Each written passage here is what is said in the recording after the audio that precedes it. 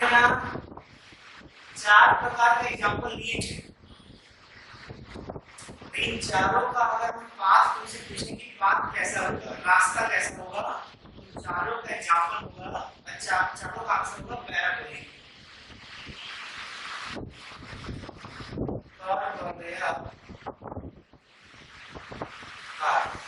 कैसा होगा? परवलया का मतलब क्या? पैराबोलिक। इसका पाथ कैसा होगा? Parabolic path, parabolic path. मतलब इसका पाथ कैसा होगा? Parabolic path. इसे हिंदी में पैरेलल का बोलते हैं और ये भी क्या होगा? Parabolic path. पैराबोलिक पाथ क्या होता है? क्वाड्रिकेशन, द्विघात समीकरण पढ़ो, जो द्विघात समीकरण है उसी को पैराबोलिक बोलते हैं, पैराबोला बोलते हैं। तो द्विघात समीकरण का चेहरा कैसा होता है? y = ax² + bx + c। तो ये द्विघात समीकरण होता है ना, क्वाड्रिकेशन। ध्यान देना, यही होता है पैराबोला। क्या होता है ये? मतलब ध्यान देना, इस रास्ते का भी समीकरण यही होगा, इस रास्ते का भी समीकरण यही होगा, इसका भी समीकरण नहीं होगा, इसका भी समीकरण नहीं होगा। अच्छा इसका नाम सुनिए, y = ax + b। मतलब ये किसका समीकरण होता है? ये किसी एक रेखा का समीकरण होता है।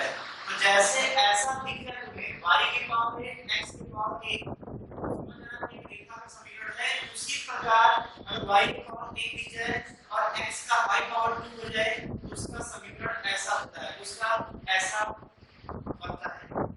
वाह, देखिए मेरा ध्यान देना, इसको जो है मिला दिए हम और सुना ध्यान से, आप सबको हमेशा समराइज करना है। क्या सुना? ये पूरा जो है एक साथ लिख चुके हैं। पहला पॉइंट, अभी तक हम लोग क्या पढ़ रहे थे?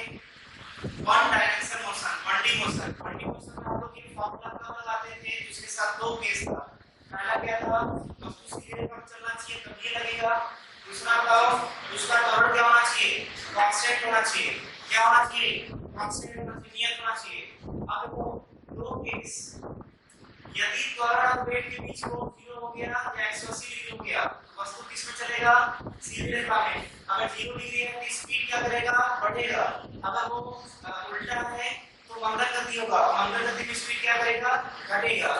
ये अलग है, ये अलग है, आसान है। फिर उसके बाद बोले थे अगर 0 और 180 ना होकर के बाकी कोई भी एंगल हो गया, तो बाकी कोई भी एंगल होगा तो उस केस में ध्यान देना, वो एक सीधी रेखा में गति नहीं करेगा, वो पैरेललाकार में गति करेगा। किसमें गति करेगा? मतलब पैरेललाकार में कब गति करेगा?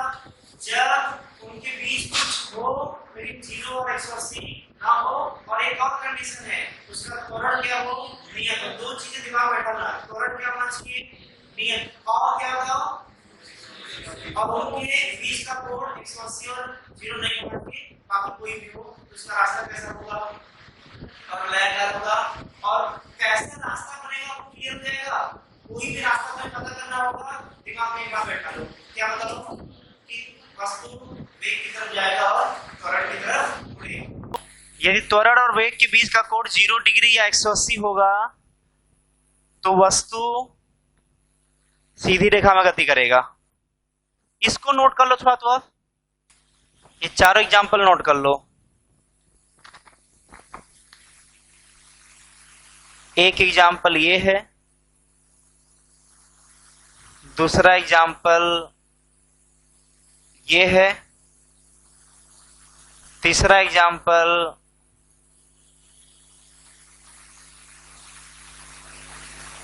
ये है, और चौथा एग्जांपल, ये चार एग्जांपल हैं। y = ax² + bx + c, इसी द्विघात समीकरण को ही पैराबोलिक पाथ या परवलयाकार रास्ता बोलते हैं। किसी वस्तु को जो है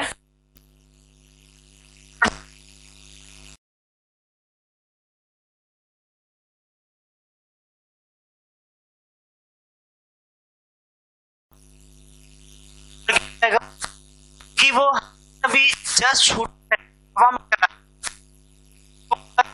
कितना लगेगा? क्या लगेगा?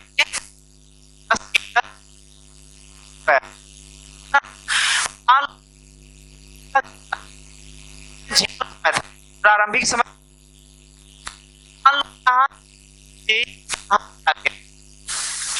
यहां पर कितना समय बीत गया? यहां t इक्वल टू 2 सेकेंड या 2। बताओ यहां का वेग कितना आएगा?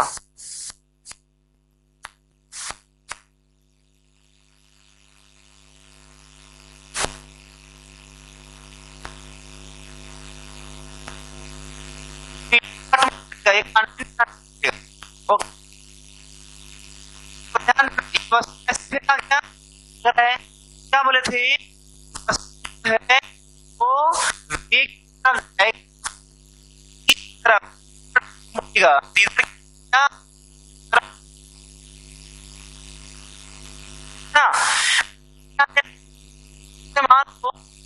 यहां से क्या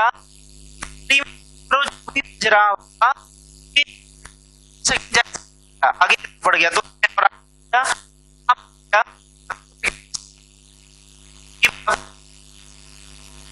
एटी करेंगे। बताओ इसका अंतिम एक पूछ रहा है, प्रारंभ कितना दिया है? 10। और कितना दिया है? 10। और इसका समय लगेगा ना, आ जाएगा 20 मीटर। कर रहा है नहीं कर रहा है? अभी वाले जस्ट बोले थे, क्या बोले थे? या तो ये जमीन पर जा रहा है, ये कुछ न कुछ कोण बना रहा होगा। 90 डिग्री पर नहीं जा रहा है, 90 डिग्री पर ऐसे वो गति करता फिर नीचे चला था। कुछ कोण बना रहा है। चलो मान लेते हैं वो जो है कि इसका कोण लेते हैं 37 डिग्री। क्या ले लेते हैं? 37 डिग्री। अब बताओ इसका रास्ता तुम्हें शायद जवाब मालूम चल होगा। इसका रास्ता सीधी रेखा में नहीं होगा। बताओ इस रास्ते मतलब पैराबोलिक पाथ। क्यों बताओ? क्योंकि 0 डिग्री और डिग्री को छोड़कर बाकी कोई भी एंगल हो इनके बीच का, साथ यहाँ जोड़ो, यह आ गया 90 डिग्री और यह आ गया 37 और टोटल मिल करके आ जाएगा 127 डिग्री। तो बताओ ये पैराबोलिक पाथ होगा, सीधी रेखा में गति नहीं होगा। बताओ इसका वेग 2 सेकंड बाद कितना आ जाएगा? 30 मीटर पर सेकंड। बोलो, नहीं बोल रहे सब। ये उसका वेग नहीं होगा। क्यों बताओ? क्योंकि ये वस्तु जो है v बराबर u प्लस at तभी लगाते हैं जब कोई वस्तु सीधी रेखा चलता है, जबकि सीधी रेखा में गति नहीं कर रहा। तो पहला पॉइंट, ये गलती से फॉर्मूला यूज मत करना जब पैराबोलिक पाथ का केस आएगा। तो फिर दिमाग में उठता होगा, अच्छा सर अगर डिस्टेंस निकालना हुआ तो कि कितना दूर चला जाएगा, तो क्या फिर गलती करोगे? s बराबर ut प्लस हाफ at इसको लगाओगे? तो बोलेंगे ये भी नहीं लगेगा। मतलब इस वाले पार्ट में, इस वाले क्वेश्चन में तीनों फॉर्मूला नहीं लगेगा। अब सुना ध्यान से। तो फिर दिमाग में ये क्वेश्चन आएगा कि सर ये बताइए, जो जो फॉर्मूला बताए थे इसको याद कर लेना। अब बताइए यहाँ पर हमें उसका वेग 2 सेकंड बाद निकालना हुआ या हमें उसका दूरी निकालना हुआ, तो उसको कैसे निकालेंगे? क्योंकि ये सब फॉर्मूला तो नहीं। तो बोलोगे सर तब कोई ऐसा डायरेक्ट फॉर्मूला दीजिए आप जिस डायरेक्ट फॉर्मूले से इसका आंसर आ जाए, क्योंकि ये तो फॉर्मूला लगेगा नहीं, इसका कोई और फॉर्मूला होगा। तो पहली बात दिमाग में बैठा लो कि इस टाइप के गति के लिए कोई स्पेशल फॉर्मूला नहीं होता है। ध्यान देना पहली बात, ये सब बेसिक चीजें हैं, पहली बार पढ़ रहे हो, इसे ध्यान सुनते रहना। तुम पढ़े हो ये वाला फॉर्मूला ना, ये फॉर्मूला यहाँ पे नहीं लग रहा है, तो यहाँ पर कोई ऐसा मत सोचना, दिमाग में मत लगाना कि जो है यहाँ पर भी कोई डायरेक्ट फॉर्मूला होगा इसका वेग निकालने का। नहीं, हम लोग क्या करेंगे, इसके गति को हम लोग दो पार्ट में तोड़ेंगे, दो सीधी रेखा वाले भाग में तोड़ेंगे और सीधी रेखा में भाग में तोड़ करके हम लोग यही वाला फॉर्मूला लगाएंगे। अब ये जो बातें बोले अभी जस्ट, इसको देखो यहाँ पर क्या बोल रहे थे हम, तो इसको नोट कर लो, पहले लिख लो कॉपी में कि अगर 0 डिग्री और 180 डिग्री किसी किसी बीच का कोण, वेग और त्वरण के बीच, तो कौन सा गति, 1D मोशन। अगर उनके बीच का कोण आ गया 2 डिग्री और 1 डिग्री को छोड़ करके, तो कैसा मोशन, 2D मोशन। क्लियर ना। तो हर क्वेश्चन जो मन में उठता है उसी का ना जवाब पाने के लिए फिजिक्स पढ़ते हैं ना। जैसे ये बताओ कि अगर किसी पार्टिकल को, मान लो जमीन है, राउंड है ये, तुम यहां से किसी पार्टिकल को ऐसे फेंक दिए, जब ऐसे फेंक दिए तो क्या क्वेश्चन उठ सकता है, बताओ इसका पाथ कैसा होगा। ये तुम लोग जान ही चुके हैं, पैराबोलिक पाथ होगा, जी नीचे लगेगा। बताओ यहाँ पर क्या क्या क्वेश्चन मन में आ सकता है। पहला तो ये मन में आ सकता है क्वेश्चन कि बताओ यहां से फेंकने के 2 सेकंड बाद, यहां से जब फेंका गया उसके 2 सेकंड बाद उस वस्तु का वेग क्या होगा। तुम्हारे दिमाग में ऐसा क्वेश्चन आ सकता है। दूसरा क्वेश्चन ये होगा कि जहां से फेंका गया उसके 2 सेकंड बाद वो अपने प्रारंभिक बिंदु से कितने दूरी पर होगा, ये तुम्हारे दिमाग में क्वेश्चन आ सकता है। तीसरा क्वेश्चन ये आ सकता है कि बताओ कितने समय तक हवा में वो उड़ता रहा, कितने समय तक वो हवा में उड़ता रहा, ये भी तुम्हारे दिमाग में क्वेश्चन आ सकता है। तीसरा ये भी तुम्हारे दिमाग में क्वेश्चन आ सकता है कि जहां से फेंका गया उससे कितना दूर जाकर गिरा। कहता है कि चलो तुम भी पार्टिकल को फेंको, वस्तु फेंको, हम भी फेंकते हैं, देखते हैं कौन कितना दूर फेंक पाता है। तो ध्यान देना कितना दूर फेंक पाता है, मतलब ये तुम्हारे दिमाग में क्वेश्चन आ सकता है। और देखो क्या क्वेश्चन आ सकता है कि जमीन से वो अधिकतम कितने ऊंचाई तक गया। ऐसे ऐसे कई सारे क्वेश्चन जो तुम्हारे दिमाग में आएंगे, उसको जवाब देने के लिए 5 क्वेश्चन अभी तक उठाए हैं, ऐसे ऐसे कई सारे क्वेश्चन पूछे जा सकते हैं। क्या फिर से बोल दे रहा है, यहां से 2 सेकंड बाद, 3 सेकंड बाद, 4 सेकंड बाद उस वस्तु का वेग क्या होगा, अगर ये मालूम करना हो। 2 सेकंड बाद, 3 सेकंड, जो भी समय बाद कितने दूरी पर पहुंच जाएगा प्रारंभिक बिंदु से, वो दूरी पूछ सकता है। कितने समय तक उड़ता रहा हवा में, ये पूछ सकता है। कितना दूर गिरा, ये पूछ सकता है। जब फेंका गया था तो जमीन से अधिकतम ऊंचाई कितना तक ऊपर पहुंचा था, ये भी क्वेश्चन पूछ सकता है। ऐसे ऐसे 5 ही नहीं, कई सारे क्वेश्चन पूछे जा सकते हैं। उन सबका जवाब पाने के लिए पहली बात दिमाग में सेट कर लो कि इसके पूरे गति को हम लोग 2 सीधी रेखा में तोड़ेंगे।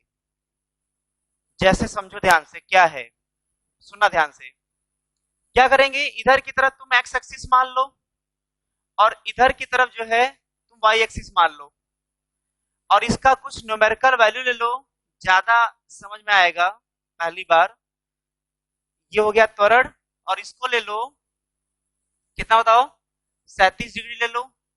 ये कितना, 50 मीटर पर सेकंड का वेग ले लो। तो अब ये बताओ कि मान लो कि जो पहला क्वेश्चन था कि बताओ 2 सेकंड बाद, 2 सेकंड बाद फेंकने के 2 सेकंड बाद बताओ उस वस्तु का वेग क्या होगा। तो तुम्हें पाना है इस रास्ते पर, बताओ किस रास्ते पर उसको चलते हुए देखोगे, किस रास्ते पर, तुम इसी रास्ते पर चलते हुए देखोगे। तो वास्तविक तो तुम्हें जो दिखेगा वो ये दिखेगा ना, लेकिन इस वास्तविक चेहरे को, वास्तविक पाथ को हम लोग 2 अलग अलग पार्ट में, एक्स में और वाई में तोड़ करके पढ़ेंगे। तो अगर पाना होगा तुम्हें यहाँ का वेग, तो उतने ही समय पर तुम इस वेग का एक घटक इधर आएगा जिसको vx नाम देंगे, और एक घटक इधर आएगा, घटक या प्रोजेक्शन या कंपोनेंट, तो एक कंपोनेंट इधर आएगा जिसको vy नाम देंगे। तो पाना होगा तुम्हें इसका जवाब, लेकिन उसका जवाब पाने के लिए तुम पाओगे x वाले दिशा में उसका वेग और पाओगे y वाले दिशा में उसका वेग, और जब दोनों का अलग अलग वेग ज्ञात कर लोगे, मालूम कर लोगे, तो लास्ट में दोनों को आई कैप, आई कैप क्यों, क्योंकि एक्स के एक्सिस में है, इसको जे कैप, और उसको लास्ट में आई कैप और जे कैप के फॉर्म में लिखोगे, और जो लास्टली दोनों को मिला करके लिखोगे, इन दोनों को मिला करके लिखोगे, वही इसका जवाब होगा। इस पूरे पाथ का जो हमें अध्ययन करना है वो जो है एक्स एक्सिस में अलग अध्ययन करना है और वाई एक्सिस में अलग अध्ययन करना है। अब दोनों को लास्ट में मिलाना है, जब दोनों को लास्ट में मिलाएंगे तो हम लोग इसका अध्ययन करेंगे। जैसे तुमसे पूछ दिया कि बताओ जहां जब से फेंका गया था जितने समय पर, 0 समय पर, उसके 2 सेकंड बाद वो कहां पर पहुंचा। तो ध्यान देना, जहां पर पहुंचा तो दूरी तो यही ना होगा, ये वाला कितना दूर पहुंचा यही ना दूरी होगा। तो इसका दूरी पाने के लिए, मूल बिंदु से कितना दूर गया, ये जवाब पाने के लिए तुम इसका एक्स में जवाब ढूंढोगे, एक्स एक्सिस में, और इसका वाई एक्सिस में जवाब ढूंढोगे, और जो एक्स में और वाई में मिल जाएगा दोनों को मिला दोगे तो ये कितने दूरी पर है 2 सेकंड बाद, तुम्हें उसका जवाब मिलेगा। मतलब पढ़ाई करोगे इसके बारे में, लेकिन उसका अध्ययन तुम इस एक्सिस और इस एक्सिस पर अलग अलग करके उसको जवाब दोगे। समझ में आया? जैसे एग्जाम्पल, एग्जाम्पल तुम्हें ज्यादा अच्छा समझाएगा। ये बताओ कि और वाई में ध्यान देना क्या क्या दिया था। तो बोलोगे वाई एक्सिस और एक्स एक्सिस इधर की तरफ 50 का मान कितना है 10। तो अगर x में और y में पढ़ना है अलग अलग तो इसको तोड़ो, x में और y में इसको तोड़ो। तो 50 का थीटा जिधर लगा होता है उधर cos आता है, तो cos 37 डिग्री आ जाएगा। अब cos 37 डिग्री का वैल्यू याद कर लेना 0.8 होता है, पहले लेक्चर में बता चुके हैं। तो 0.8 इंटू 50 कितना आ गया 40, और 50 का इधर आ जाएगा 50 साइन 37, और साइन 37 का वैल्यू 0.6 होता है, तो 0.6 इंटू 50 कितना हो जाएगा 30। अब ध्यान देना, अब इसी फाइनली देखो ऐसा बना, x के दिशा में कितना वेग 40, इस g ये दे दिया x की दिशा का प्रारंभिक वेग। ध्यान देना जीरो समय पर, जीरो समय पर ये वेग है, तो उसी का जो टूटा हुआ भाग है ये दोनों भी जीरो समय का ही वेग होगा। और चूंकि जीरो समय का वेग है तो इसको क्या नाम दे सकते हैं ux, u, क्या क्या नाम दे सकते हो ux और uy। मतलब u मतलब प्रारंभिक वेग, तो ये प्रारंभिक वेग x की दिशा में है और ये प्रारंभिक वेग y की दिशा में है। g हमेशा नीचे लगता है, वो हमेशा नीचे लगेगा। बताओ इसको क्या नाम देना सही रहेगा, ये त्वरण किस दिशा में है, x में है कि y में है कि उन दोनों के बीच में से है। तो बोलेंगे ये त्वरण जो है वो y में है, इसको क्या नाम दे देंगे ए वाई। बोलो कितने समय पर फेंका गया था जीरो समय पर, तो प्रारंभिक वेग x की दिशा में कितना 40, प्रारंभिक वेग y की दिशा में कितना 30। बताओ प्रारंभिक त्वरण नहीं बोलेंगे क्योंकि प्रारंभिक अंतिम कुछ नहीं होता है, वो सिर्फ त्वरण होता है क्योंकि वो नियत होता है, वो बदलने वाला नहीं होता। तो जो बदलने वाला नहीं है उसका क्या प्रारंभिक और क्या अंतिम, वो हमेशा क्या होगा नियत होगा, तो वो कितना हो जाएगा 10। अब देखो तुम्हें यहां से समझाना अब हमें आसान होगा। बताओ पहला क्वेश्चन क्या था कि जिस समय वस्तु को फेंका गया उसके 2 सेकंड बाद उस वस्तु का वेग क्या होगा। तो उस रास्ते पर चलने वाले किसी वस्तु का वेग पाने के लिए उसके दो घटक तोड़ते थे, दो कंपोनेंट तोड़ते थे, एक एक्स में तोड़ते थे दूसरा वाई में तोड़ते थे। तो पहले तुम जवाब 2 सेकंड पर इसका पाने के लिए किसका जवाब पाओगे, इन दोनों का, एक्स में और वाई में। अच्छा बताओ कि जहां से फेंका गया उसको मूल बिंदु मान सकते हैं क्या, जहां से फेंका गया उसको क्या मान सकते हैं मूल बिंदु। तो क्या यहां से ये कह सकते हैं क्या, ध्यान सुनना, उसका ux 40 ax, बताओ x की दिशा में, ध्यान देना जो x एक्सिस है वो क्षैतिज है और जो y एक्सिस है वो ऊर्ध्वाधर है। मतलब ये हॉरिजेंटल है और ये क्या है वर्टिकल है, हॉरिजेंटल इधर और वर्टिकल इधर है। अब बताओ कि x की दिशा में त्वरण कितना होगा, अब ये बताओ सोच करके x की दिशा में त्वरण।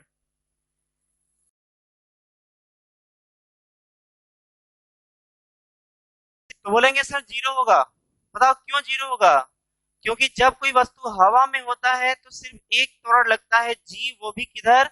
नीचे की तरफ। और नीचे या ऊपर ये वाई एक्सिस का एक्सिस है, तो एक्स की दिशा में कोई त्वरण नहीं आएगा, इसलिए जीरो हो जाएगा। बताओ वाई की दिशा में प्रारंभिक वेग कितना होगा? और वाई की दिशा में त्वरण कितना होगा? अब ध्यान देना, इधर की तरफ तुम प्लस मानो और इधर की तरफ प्लस मानो।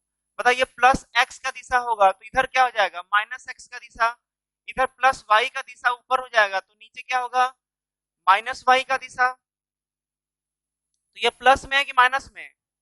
जब ये माइनस में है तो इसलिए इसका मान क्या रखेंगे? -10। और ये हो जाएगा मीटर पर सेकेंड, ये मीटर पर सेकेंड, ये मीटर पर सेकेंड स्क्वायर हो जाएगा। अब बताओ कि 2 सेकेंड बाद वस्तु का वेग ज्ञात कीजिए। अगर ऐसा क्वेश्चन पूछता तो बताओ क्या जवाब देते? यहाँ पर 50 से फेंका गया है, 2 सेकंड बाद वस्तु का वेग पूछ रहा है, तो बोलते एक्स के दिशा में अलग लगाएंगे फॉर्मूला। बताओ v x equal to u x plus a x into t. देखो v बराबर u प्लस ए टी, लेकिन x इसलिए लगा रहे हैं क्योंकि हम लोग जो अध्ययन कर रहे हैं, जो स्टडी कर रहे हैं, वो किसका स्टडी कर रहे हैं? x की दिशा में, तो ये लगाएंगे। मतलब y की दिशा में अगर पता करना हुआ तो vy equal to u y plus a y into t. y का मतलब y की दिशा में हम लोग अध्ययन कर रहे हैं। बताओ इसका अंतिम वेग मतलब 2 सेकंड बाद का, बताओ ये कितना होगा? यू एक्स हो जाएगा 40 प्लस, पता ए एक्स कितना होगा? बोलेंगे ए एक्स हो गया 0, तो 2 सेकंड रखने से कोई फर्क नहीं पड़ेगा, वो 40 ही आएगा। बोलोगे सर इसका मतलब तो ये हुआ ना कि जो एक्स की दिशा का वेग है वो कभी भी नहीं बदलेगा, क्योंकि 0 समय पर भी उसका वेग 40 था, 2 सेकंड बाद भी 40 होगा। और यहां तक कि हम किसी भी समय पर पूछेंगे तो समय तो यहाँ रख दोगे, लेकिन बताओ उसका जब त्वरण ही 0 है तो ये हमेशा 0 बनाता रहेगा, तो कभी भी x की दिशा का वेग बदलेगा नहीं। जब x की दिशा का वेग नहीं बदलेगा तो बोलेंगे x की दिशा का वेग हमेशा क्या होगा? नियत होगा। लेकिन बताओ y की दिशा का वेग, तो देखो vy इक्वल टू, बताओ प्रारंभिक y की दिशा में कितना है? 30, लेकिन ऊपर है तो प्लस माने हैं, लेकिन एक्सेलरेशन क्या होगा? नीचे है तो माइनस, यहाँ रखोगे -10 इंटू 2 सेकेंड। बताओ क्या ये 10 मीटर पर सेकेंड आ गया? अब सुनना ध्यान से, जो रास्ता ये है, उस रास्ते पर 0 समय पर फेंका गया तो पूछा गया था कि 2 सेकेंड बाद इस वस्तु का त्वरण कितना होगा। तो उसका कोई डायरेक्ट फॉर्मूला नहीं था, उसका एक्स और वाई में अलग अलग अध्ययन कर लिए। अब देखो आंसर क्या होगा? 2 सेकेंड बाद वस्तु का वेग, ध्यान देना लिखेंगे ऐसे, v इक्वल टू 40 है x में तो आई कैप, और y में है 10 तो 10 जे कैप, ब्रैकेट बंद, मीटर पर सेकेंड। अगर उसका चाल निकालना चाहते हो कितने चाल से चलता होगा, रूट में जो x है तो x का स्क्वायर, y है तो y का स्क्वायर, तो 40 का स्क्वायर प्लस 10 का स्क्वायर। देखो यहाँ से 10 10 कॉमन निकलेगा तो 10, और ये 16 प्लस 1 17, रूट में 17। ध्यान देना, अगर तुमसे उसका परिमाण पूछा गया, इसका वेग का परिमाण कितने समय बाद? 2 सेकंड बाद, तो बताओ वो कितना होगा? तो बोलेंगे 10√17 मीटर पर सेकेंड। समझे कि नहीं? अब सुनो ध्यान से इधर, अगर तुमसे पूछता कि जिसमें इसको फेंका गया था उसके 2 सेकंड बाद, जिसमें इसको फेंका गया था उसके 2 सेकंड बाद वो यहां से कितने दूरी पर चला जाएगा, यहां से कितने दूरी पर चला जाएगा, मतलब वो दूरी पता करने के लिए क्या करोगे? तो ध्यान देना, इस रास्ते का कोई भी डायरेक्ट फॉर्मूला नहीं होता है। अगर इस रास्ते को पढ़ना है तो तुम्हें उसको 2 पार्ट में तोड़ना पड़ेगा, एक्स में और वाई में। एक्स में अलग अध्ययन करोगे, वाई में अलग अध्ययन करोगे, जब दोनों को मिला दोगे इस रास्ते का तुम्हें स्टडी मिल जाएगा, अध्ययन मिल जाएगा। तो अगर तुमसे पूछे कि पहला क्वेश्चन ये था कि 2 सेकंड बाद वस्तु का वेग ज्ञात कीजिए, तो उसके लिए हम लोग क्या किए थे, एक्स और वाई में वेग निकाले थे और आंसर ऐसे लिखे थे। अब दूसरा क्वेश्चन है कि 2 सेकंड बाद वस्तु अपने प्रारंभिक 2 सेकंड बाद वस्तु अपने प्रारंभिक बिंदु से कितना दूर चला जाएगा, अब हमें दूरी मालूम करना है, उसका जवाब कैसे दोगे। तो उस दूरी का जवाब देने के लिए ध्यान देना, इस कैसे करेंगे।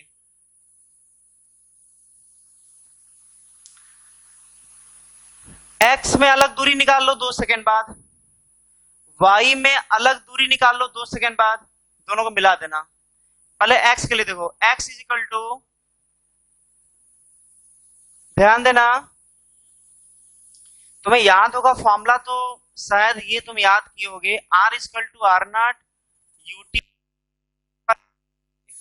अब ये है कि तुम याद किए कि नहीं, जब डेरिवेशन कराए थे ना, ये लिखवाए थे और ये भी लिखवाए थे, r minus r naught equal to u t plus half a t square, और इसी बोले थे s u t plus half a t square.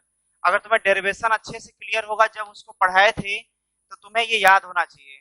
और इस वाले में इसी को बोले थे कि ये एस है, मतलब विस्थापन है।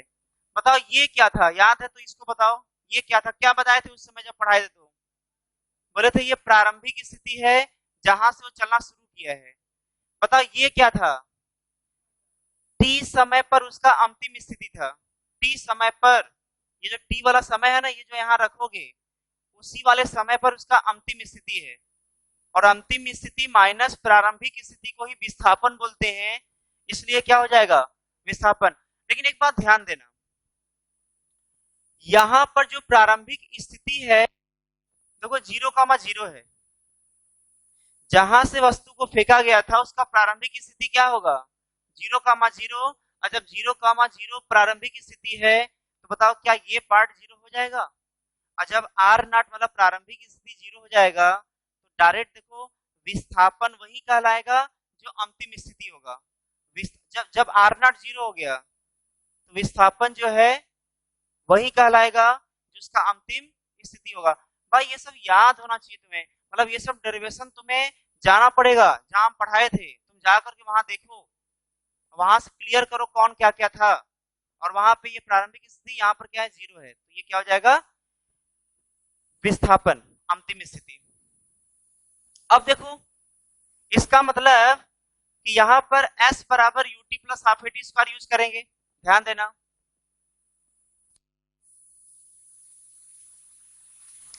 S बराबर UT plus half a t square, लेकिन ध्यान देना अभी किसके बारे में स्टडी कर रहे हैं, तो ध्यान देना अगर तुम्हें दूरी मालूम करना है, यहां से इसका दूरी, तो पहले इसका कोऑर्डिनेट पता कर लो, x, y।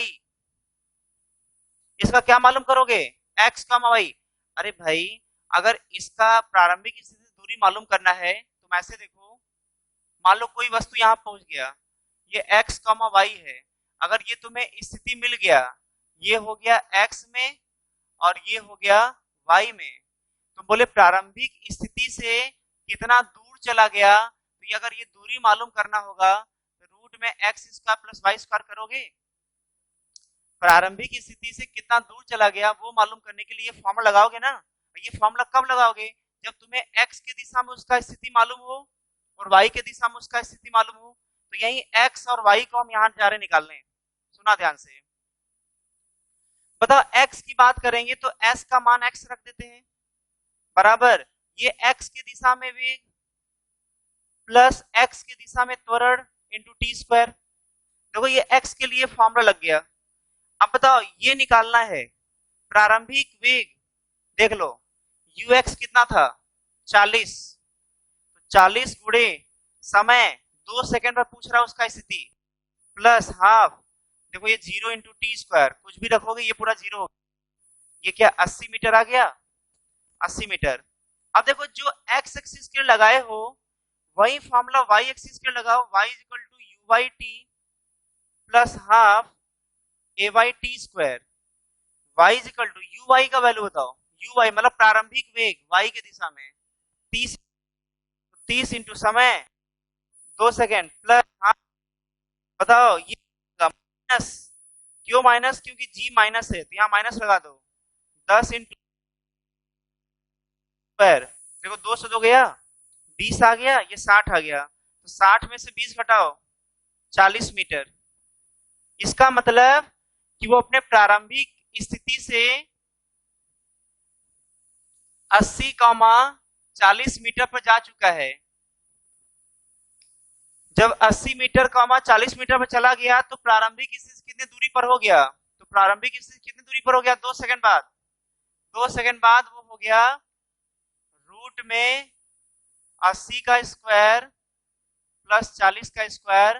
देखो यहां से 40 बाहर निकलेगा, यहाँ बचेगा 2, तो 2 का स्क्वायर 4, यहाँ बचेगा 1, तो 4 में 1 जोड़ दो,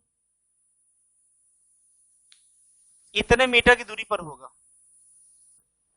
ये तो पूरा एक सोल्यूशन क्वेश्चन सब शामिल है। तो अब लिखो क्वेश्चन क्या था।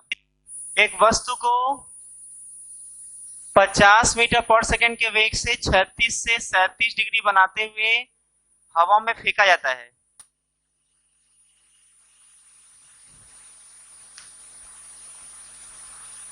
जैसा चित्र में दिख रहा है, जैसा चित्र में दिख रहा है, जैसा चित्र में दिख रहा है। इसको जीरो समय जब फेंका गया उस समय उसका प्रारंभिक समय क्या ले लिया? जिसमें फेंका गया उसका प्रारंभिक समय क्या ले लिया?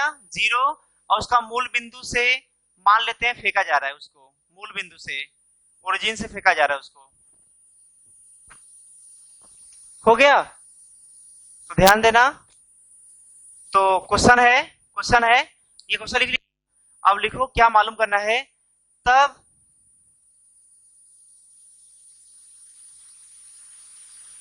ज्ञात कीजिए वस्तु सीधी रेखा में गति करेगा या पैराबोला पाथ पर जाएगा। सेकेंड बाद वो कितना दूर जा चुका होगा। इसके मोशन को पढ़ने के लिए कितने पार्ट में तोड़े?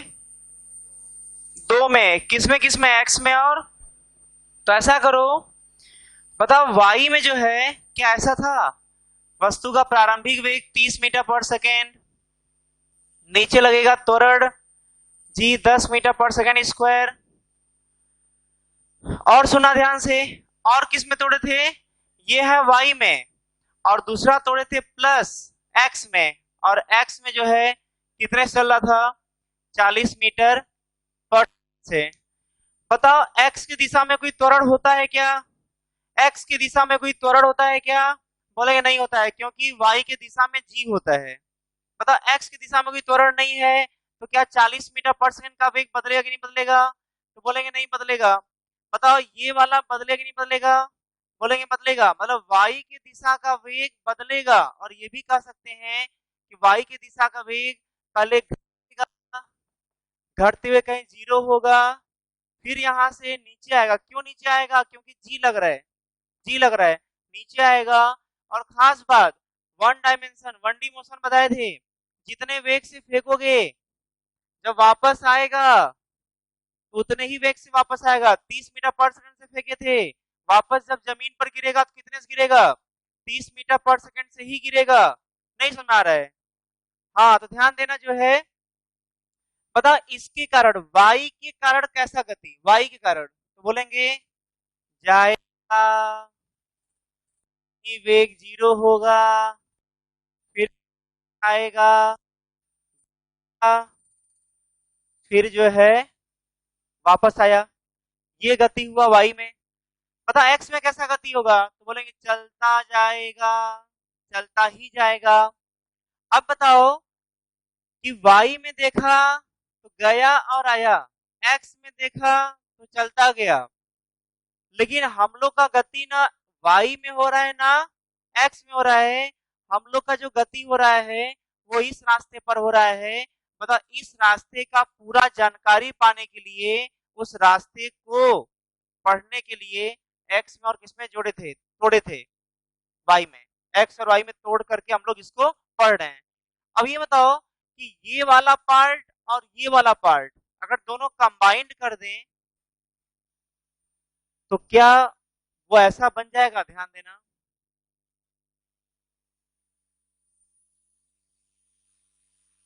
सुनना ध्यान से इधर देखो।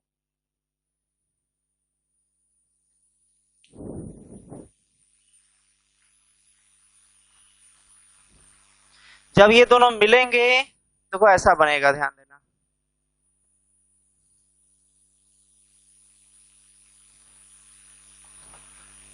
इसको और इसको मिलाना है ना, देखो ऐसे।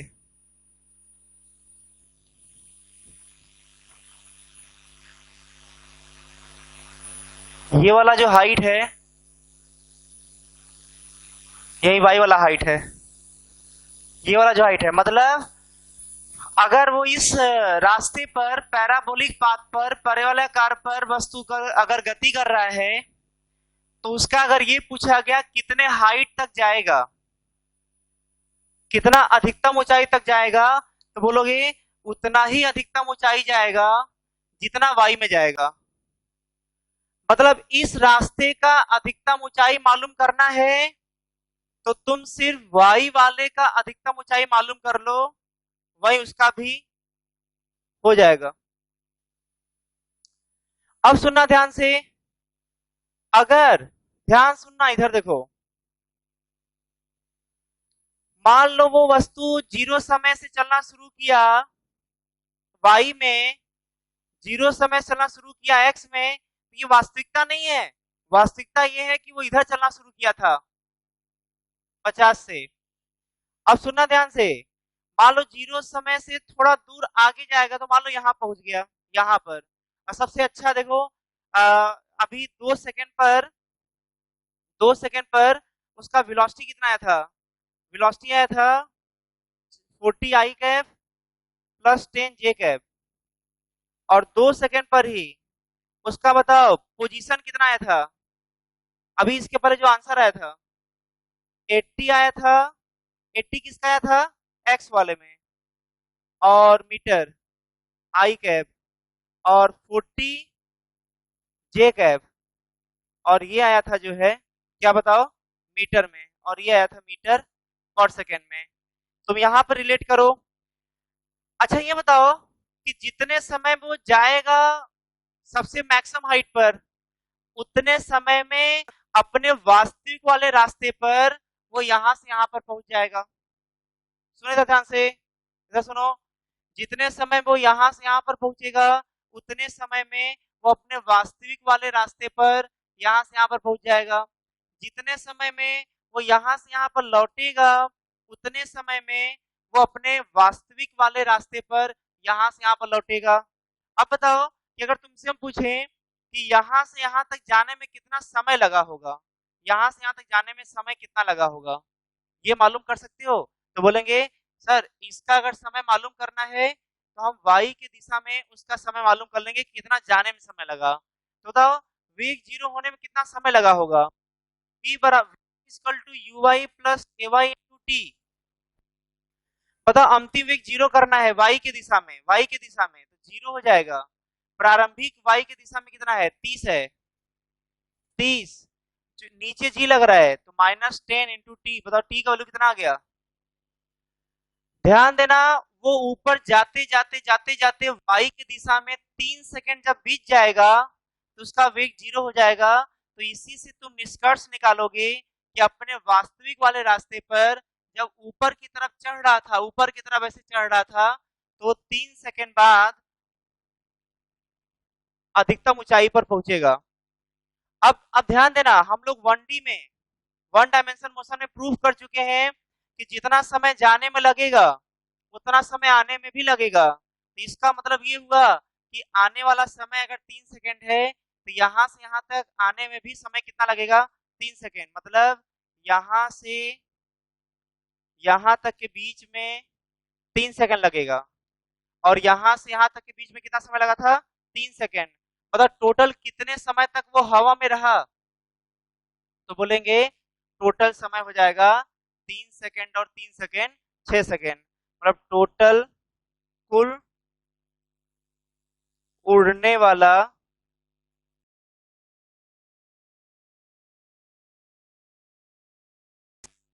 समय वो हो जाएगा 3 सेकेंड प्लस 3 सेकेंड, 6 सेकेंड।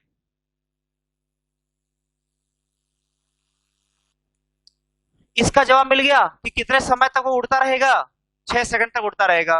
अच्छा बताओ, तुमसे ये पूछे, बताओ जमीन से कितने ऊंचाई पर जाएगा, तो इसका जवाब पाना है तो तुम इसका जवाब पा जाओ कि वो कितना ऊपर वाई में जाएगा। तो ध्यान देना, तुम्हें निकालना है y, y is equal to u y t plus half a y t square.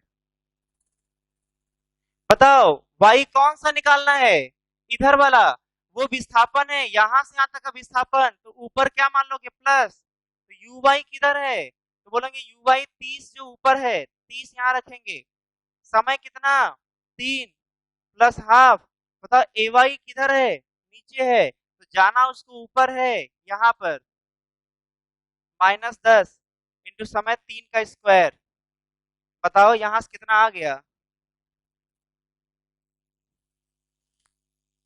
बताओ यहाँ से कितना आ गया 90, ये 9 45 90 45 मीटर आ गया। ध्यान देना, तुम जवाब दे रहे हो वाई वाले का अधिकतम ऊंचाई, लेकिन वही जवाब इसका भी हो जाएगा।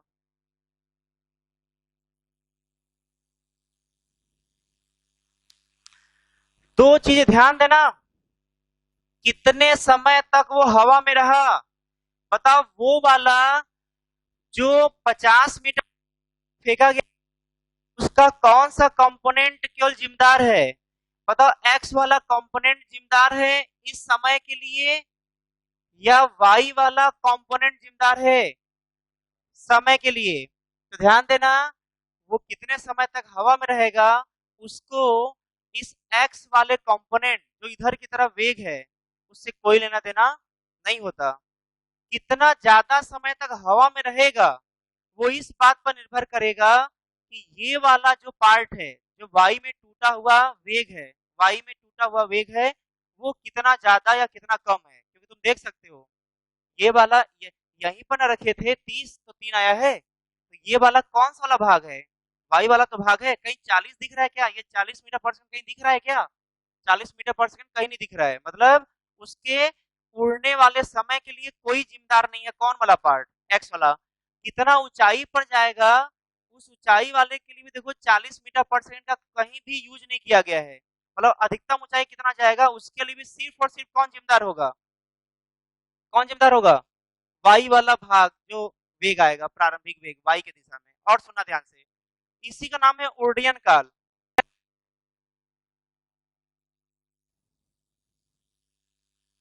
ओर्डियन काल मतलब टाइम ऑफ फ्लाइट बोलते हैं, टाइम ऑफ फ्लाइट,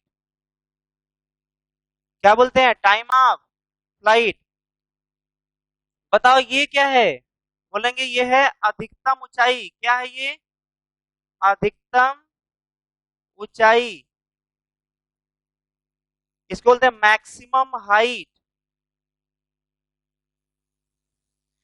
अब सुना ध्यान से, बताओ किसी भी प्रक्षेप गति, इसको प्रक्षेप गति बोलते हैं, प्रोजेक्टाइल मोशन, पहली बार नाम ले रहे हैं हम।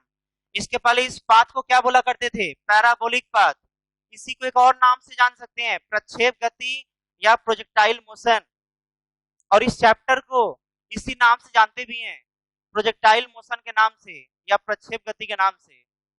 किसको बोलेंगे प्रक्षेप गति, प्रक्षेप गति मतलब जिसको फेंक दिया जाए और उसके बारे में पढ़ा जाए उसको बोलते हैं प्रक्षेप गति।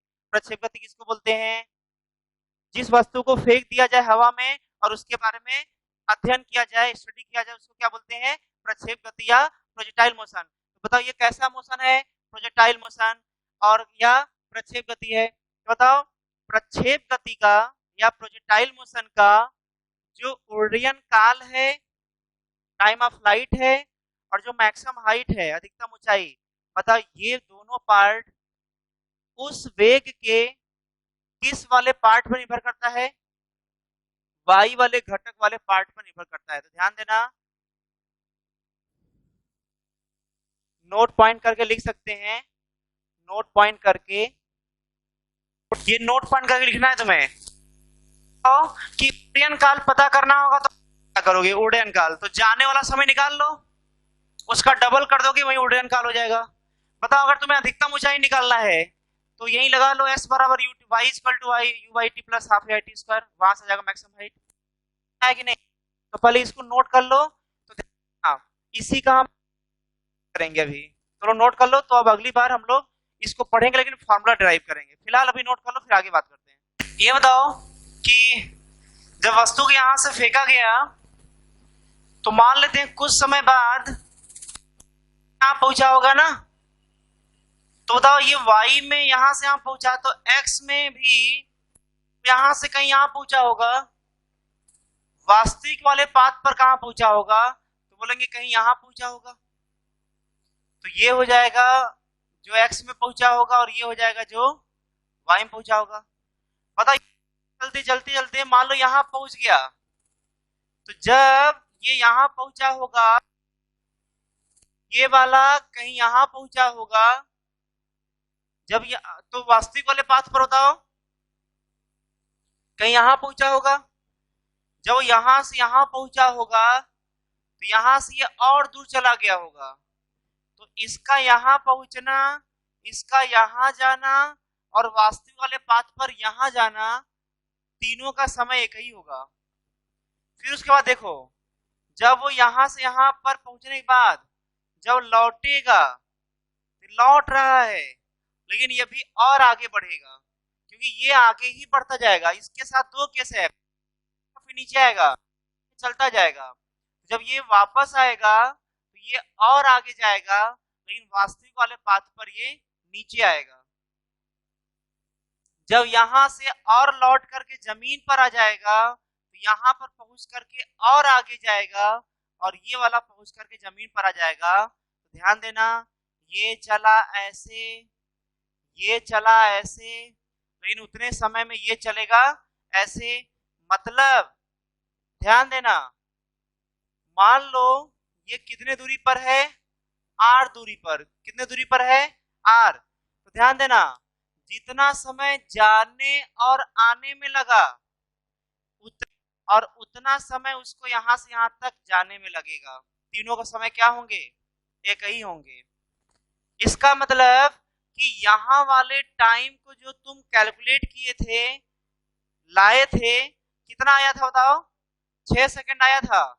तो ध्यान देना, 6 सेकंड जाने आने में लगेगा, तो 6 सेकंड जाने में सिर्फ लगेगा x वाले में, और 6 सेकंड यहां से यहां तक लगेगा। अब ये बताओ कि जो r माने हो वो किस दिशा वाला दूरी है? ये x में दूरी है। ये किस में दूरी है? ये x में दूरी है। अब ध्यान सुनना, इसका मतलब कितना दूर गिरा, कितना दूर गिरा, ये मालूम करने के लिए तुम्हें x वाले दूरी का फार्मूला लगाना पड़ेगा, x के दूरी वाले का।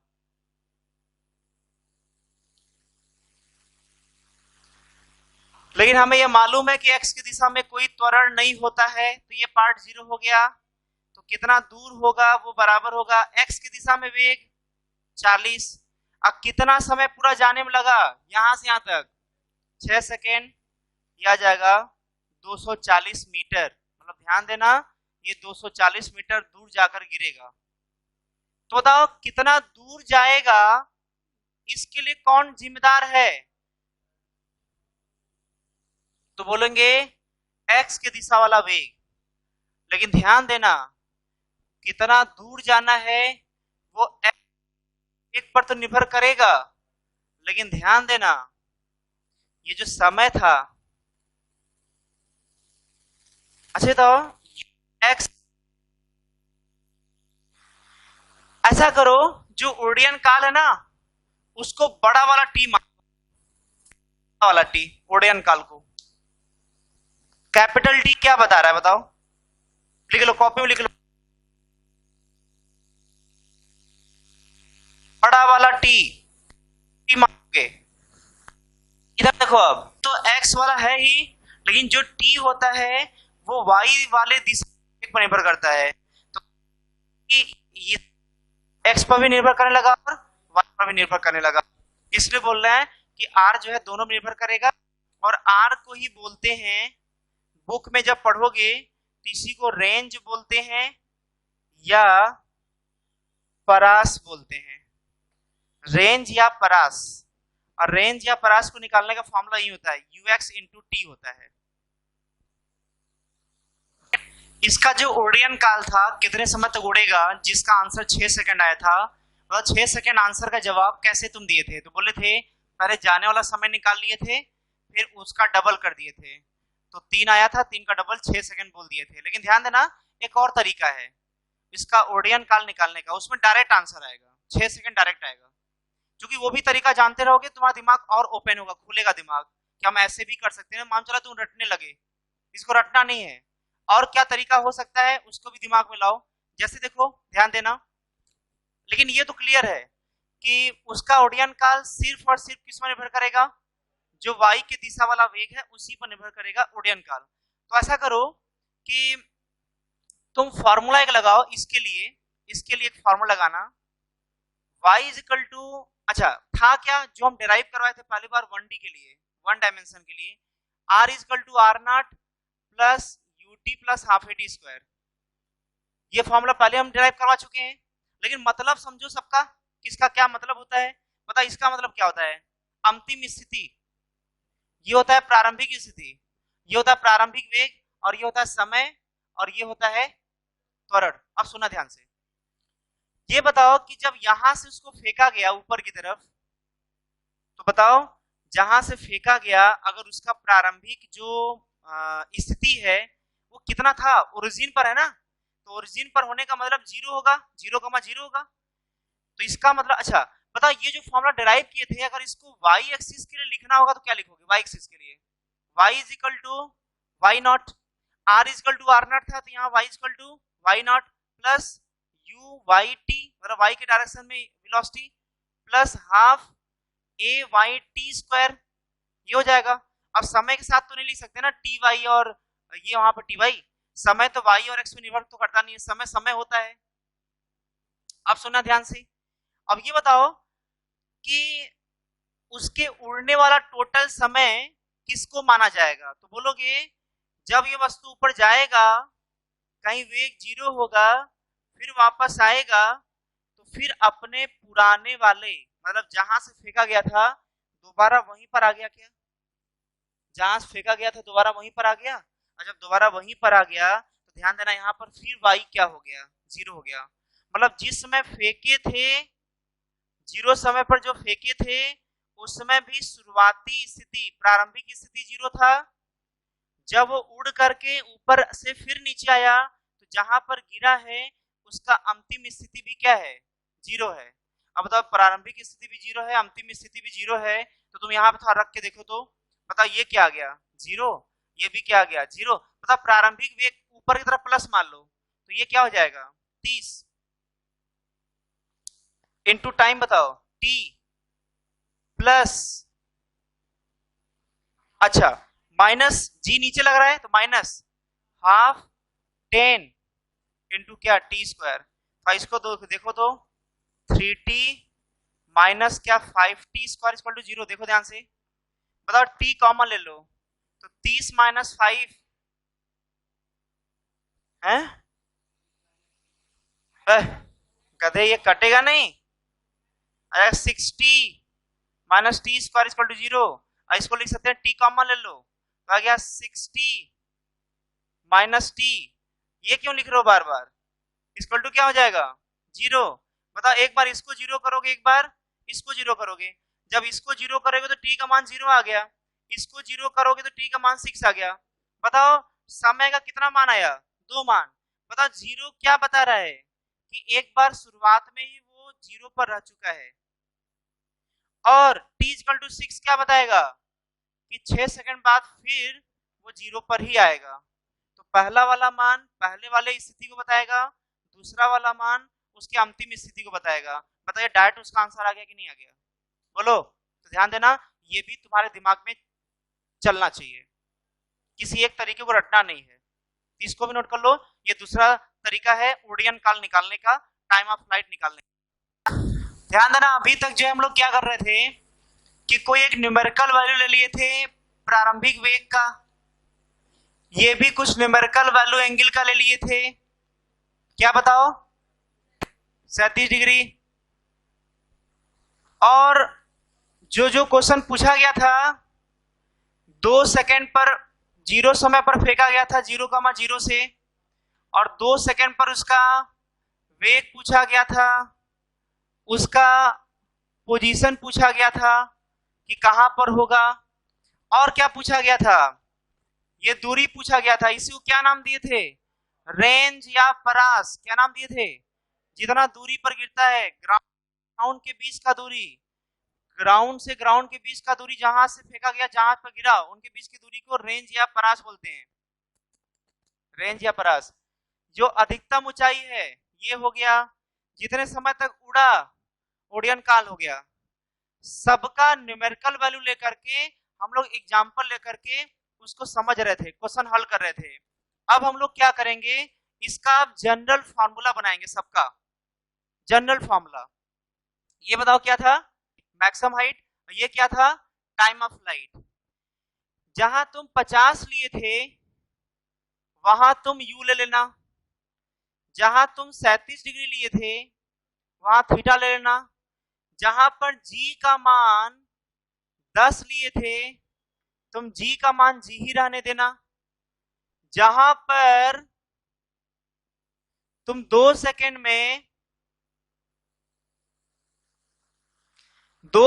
में उसका वेग निकाले थे तो 2 सेकेंड की जगह टी समय रख लेना, जहां पर 2 सेकेंड में उसका वेलोसिटी आया था, याद करो 40 I cap plus 10 J cap, तो यहां पर किसी टी समय में at T is equal to T समय पर वस्तु का वेग मालूम करना है। जनरल टाइम पर कोई वैल्यू हम दे नहीं रहे न्यूमेरिकल, सब जनरल है। वस्तु का वेग मालूम करना है। ये तुम्हारा क्या है, ये होमवर्क है क्या, ये हम न्यूमेरिकल क्वेश्चन करके तुम्हें ज्यादातर चीजें क्लियर कराने की कोशिश किए हैं।